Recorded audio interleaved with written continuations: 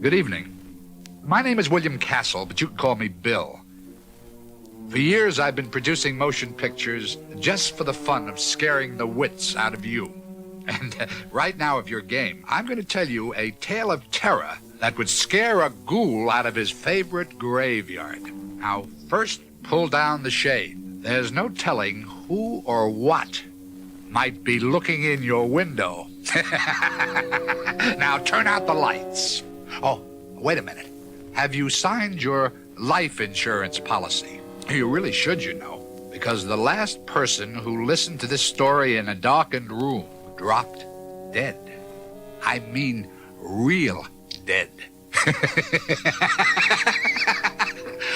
Now, you got a pen? Well, here, use my pen. It's filled with blood. And be sure you name your beneficiary, just in case. Now, turn out the lights. Oh, come on, go ahead. You're not afraid of the dark, are you? And now I'll tell you one of my favorite stories. It's a blood-curdling tale, Edgar Allan Poe's The Telltale Heart. No, it's true. I'm nervous. I'm dreadfully nervous. But why? Why do they say I'm mad? That terrible disease, it didn't dull my senses. On the contrary, it sharpened my senses, especially my hearing. Why, I hear all the sounds on earth and in heaven. I even hear many things in Hades. How then can they say I am mad? I tell you, the sounds I heard are real. They're real. But let me tell you the whole story, and you can judge for yourself.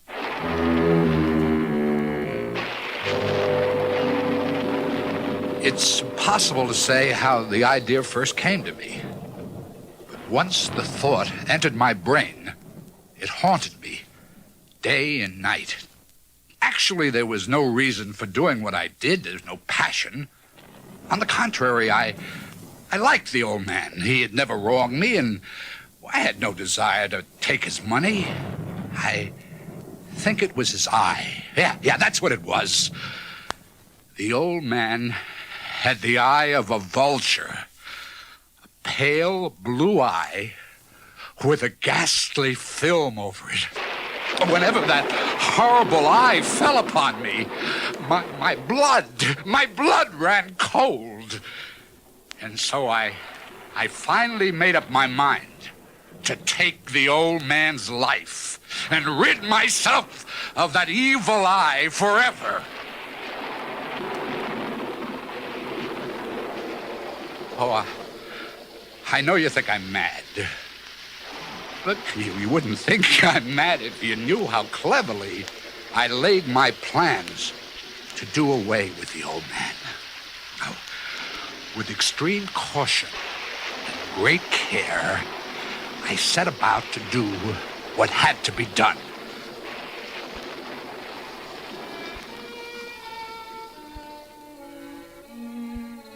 I was never kinder to the old man than during the week before it happened.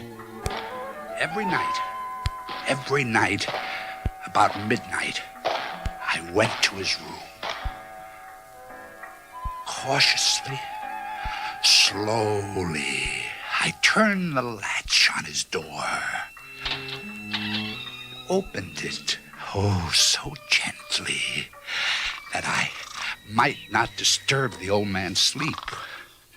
And then, when I had the door opened wide enough, I put my head in slowly, inch by inch, so slowly that it took me a full hour to get my head in far enough to see him as he lay upon the bed. Would a madman been as clever as I? And then, when my head was well into the room, I lit my lantern cautiously, so cautiously that the old lantern squeaked. Then I adjusted my lantern, so that only a small ray of light fell upon the vulture-like eye. But the eye was closed. Every night for 7 long nights, just at midnight, I went to the old man's room. But each time, I found the evil eye closed, and so it was not possible to do the job. On the 8th night, I was more cautious than usual as I slowly lifted the latch, and I cautiously opened the door to the old man's room. I felt so daring to think that there I was, opening the door little by little, and he had no idea of what I was planning to do. I fairly chuckled at the idea.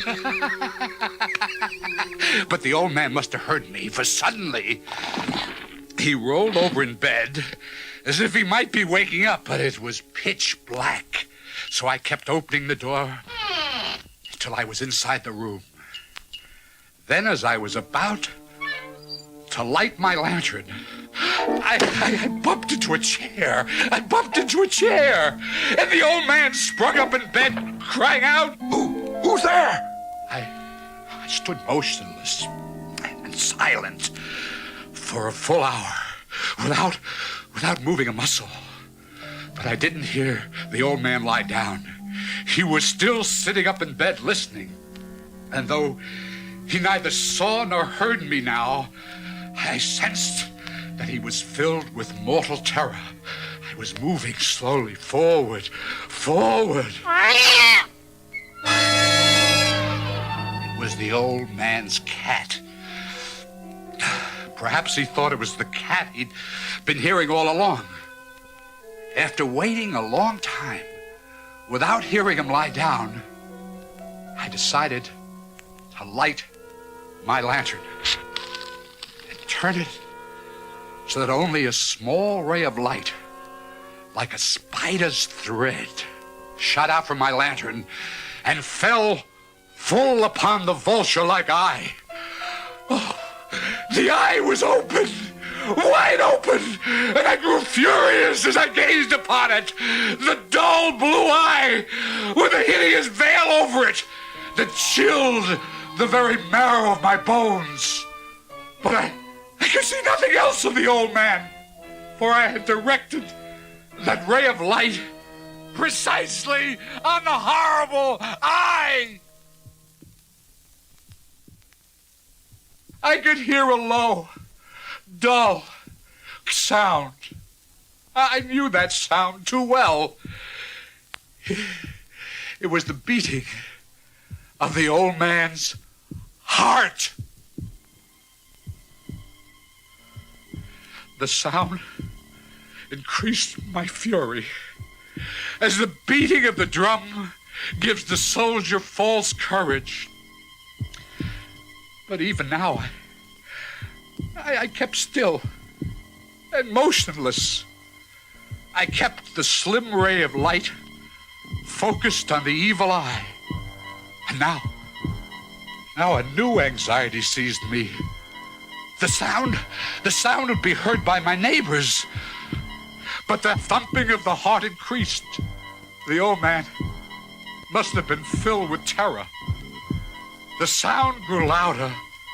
I say loud every second, till I thought the heart must burst. I tried to stand still, but the beating, it grew louder and louder and louder and louder and louder and louder. With a loud yell, it leaped upon the bed. He screamed.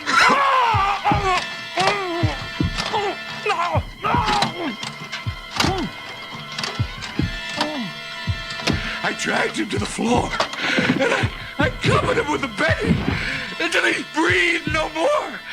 He breathed no more. Then I smiled to myself.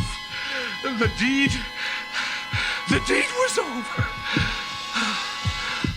But for many minutes, the heart beat on.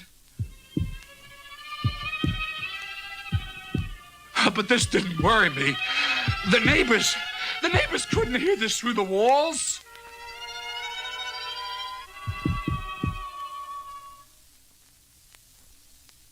Then at last, the heartbeat stopped. The old man was dead.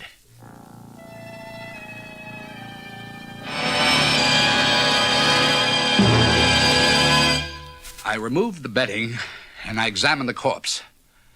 Yes, he was dead. I placed my hand upon the heart and I held it there for many minutes. There was no pulse. He was stone cold dead. His evil eye would trouble me no more. If you still think I am mad, you will not think so when I tell you of the wise precautions I took to hide the body. I worked hastily and in silence all through the night. First, I dismembered the body. I cut off the head.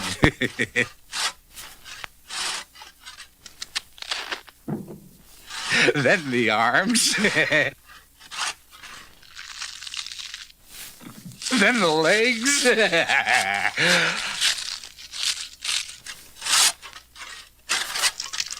Later, I took up 3 planks from the flooring of the bedroom, and I hid the remains beneath the flooring. I then replaced each board so cleverly, so cunningly, that no human eye, not even his, could have detected anything wrong. There was no bloodstains to wash away. I'd been too cautious for that. A tub had caught every drop. It was now 4 o'clock. Oh, but still dark as midnight. I was tired. Oh, so tired. And I prepared to go to bed when there was someone at the door. Oh, no. I calmly went downstairs to see who it was. After all, what had I to fear now?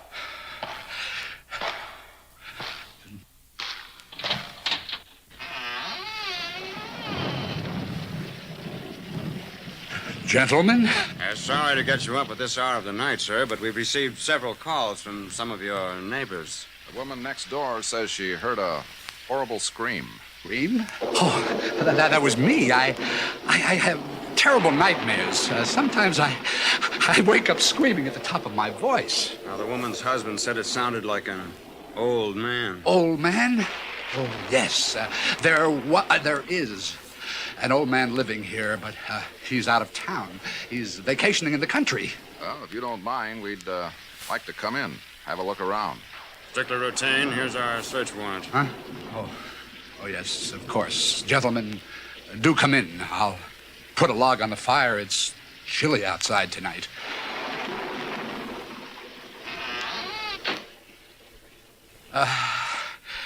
Gentlemen, I don't know what you're looking for, but you're welcome to search the entire house.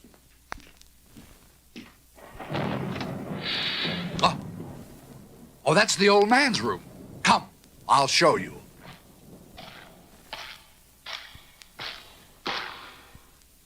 You see, gentlemen, everything the old man owns is still here, even his valuables. I assure you that there's been no robbery here. Yeah, we weren't thinking of robbery, sir. Oh, the neighbors said it sounded more like murder. Murder? Oh, come now, gentlemen. This is not a good time of night for joking. I assure you, sir, we're serious. Dead serious. Well, very well, gentlemen. See for yourself. You can search every inch of this room. But if you don't mind, I'll sit down. I'm tired. I haven't been sleeping very well lately. I had done my job so well, the police would find nothing. Then, with a feeling of triumph and sheer audacity, I pulled up a chair and placed it upon the very spot where the corpse was hidden only a few inches beneath the wooden floor.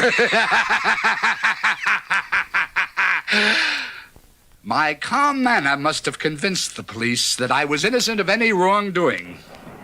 For after a few minutes of careful searching, the officers were about ready to leave. But this was no time for me to appear anxious for them to leave. So playing the role of complete innocence, I invited the officers to sit down and rest a bit. Won't you gentlemen stay a few minutes? I'll get some nice hot tea. I was sure they would refuse my invitation, but... Oh, thanks. A hot cup of tea sounds pretty good. Especially on a night like this. I hadn't anticipated this. Oh, but I had nothing to fear as long as I could remain calm. I poured the officers tea, and then I calmly sat down again in the chair directly over the spot where the old man's corpse was hidden. A lot of nasty weather we've been having lately, isn't it? It has been a rough winter. For several minutes, I made small talk with the officers as if nothing had happened. But then I felt myself getting pale. A strange anxiety came over me.